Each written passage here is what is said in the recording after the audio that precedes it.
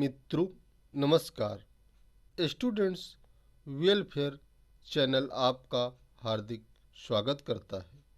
आपको UGC net Hindi विषय में आने वाले प्रश्नों के उत्तर बता रहा हूँ। जयशंकर प्रसाद का वह कौन सा नाटक है जो कल्हड़ की राजतरंगिणी पर आधारित है? कल्हड़ की राजतरंगिणी के आरंभिक अंश पर आधारित कथानक नाटक विशाख जयशंकर प्रसाद जी का है। विशाख नाटक का नायक ब्राह्मण कुमार तथा नायिका चंद्रलेखा है और इस नाटक के अन्य पात्रों में बौद्ध भिक्षु देवानंद, नरदेव, इरावती आदि हैं।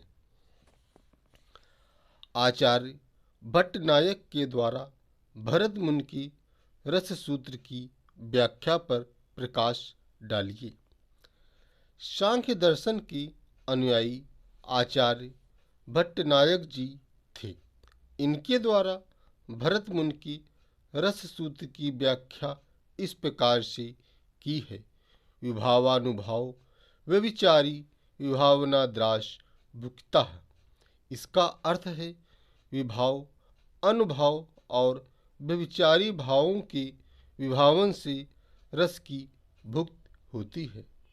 इसलिए आचार्य भट्टनायक जी का मत भक्तिवाद या भोगवाद नाम से भी प्रसिद्ध है।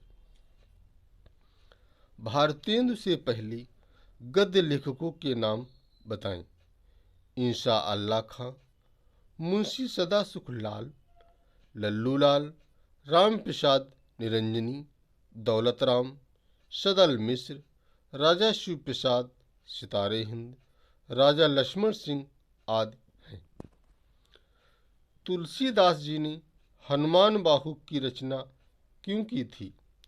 तुलसीदास जी ने हनुमान बाहु की रचना अपनी भयानक बीमारी से मुक्ति पाने के लिए की थी। अभिव्यंजनावादी सिद्धांत पर प्रकाश डालिए। अभिव्यंजनावादी सिद्धांत के प्रवर्तक बेनेदेत्तो क्रोचे जी हैं। क्रोचे जी ने सौंदर्य सिद्धांत की व्याख्या आत्मवादी दर्शन के आधार पर की है, जो अभिव्यंजनावाद नाम से प्रसिद्ध हुई है। अभिव्यंजनावाद का मूल स्रोत वस्तुतः स्वच्छंदतावाद की उस प्रवृत्ति से है जो रूढ़ि, परंपरा, नियम आदि का विरोध करती है।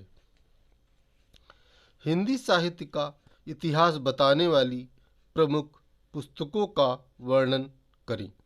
हिंदी साहित्य का इतिहास 1928, पंडित रामचंद्र शुक्ल। हिंदी साहित्य का विवेचनात्मक इतिहास 1930, सूर्यकांत शास्त्री। हिंदी साहित्य का इतिहास 1931, रामशंकर शुक्ल। हिंदी साहित्य का आलोचनात्मक इतिहास 1938, राम कुमार वर्मा।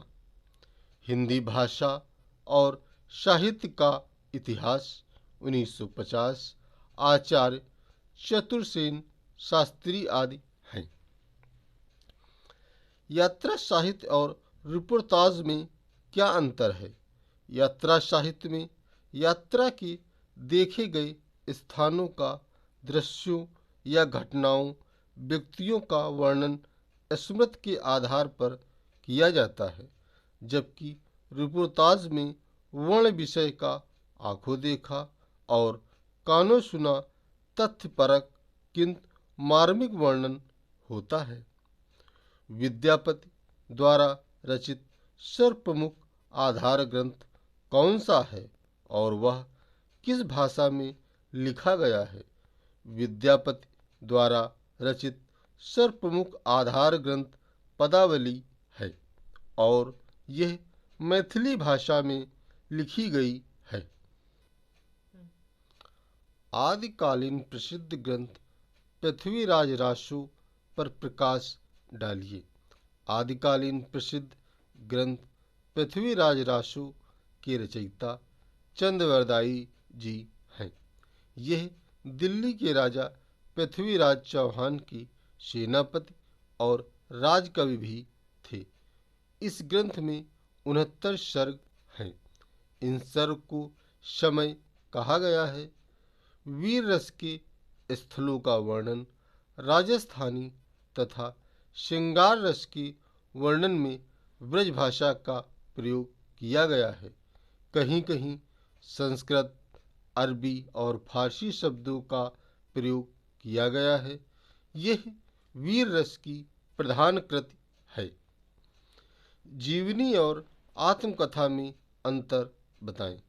जीवनी और आत्मकथा मिलती जुलती विधाएं हैं, लेकिन इनमें अंतर है। जीवनी का मतलब है किसी विशिष्ट व्यक्ति का सांगोपांग चित्रण, अर्थात जन्म तिथि क्रम से घटनाओं को माध्यम बनाकर किसी दूसरे व्यक्ति के बारे में लिखना, जबकि आत्मकथा का लेखक अपने जीवन के बारे में स्वयं लिखता है। आत्मकथा का नायक लेखक स्वयं होता है, जबकि जीवनी का नायक लेखक न होकर कोई अन्य व्यक्ति होता है। भारतीय सूफी संप्रदाय का वर्णन करें। भारत में सूफी संप्रदाय का उदय ख्वाजा मुइनुद्दीन चिश्ती के समय 12वीं शताब्दी से होता है। सूफियों के 4 संप्रदाय हैं: चिश्ती संप्रदाय, सोहरावर्दी संप्रदाय, कादरी संप्रदाय, नक्शबंदी संप्रदाय। भारतीय सूफी संतों ने भारत में प्रचलित गाथाओं, लोक कथाओं का आश्रय लेकर अपने आध्यात्मिक विचारों को जनता तक पहुँचाया है। इस प्रकार का प्रथम काव्य सूफी संत मुल्ला दाऊद का चंदायन है। मित्रों, देखे जा रहे वीडियो से अगर आप लाभान्वित हो रहे हैं तो कमेंट के द्वारा सुझाव देकर प्रोत्साहित करें। धन्यवाद।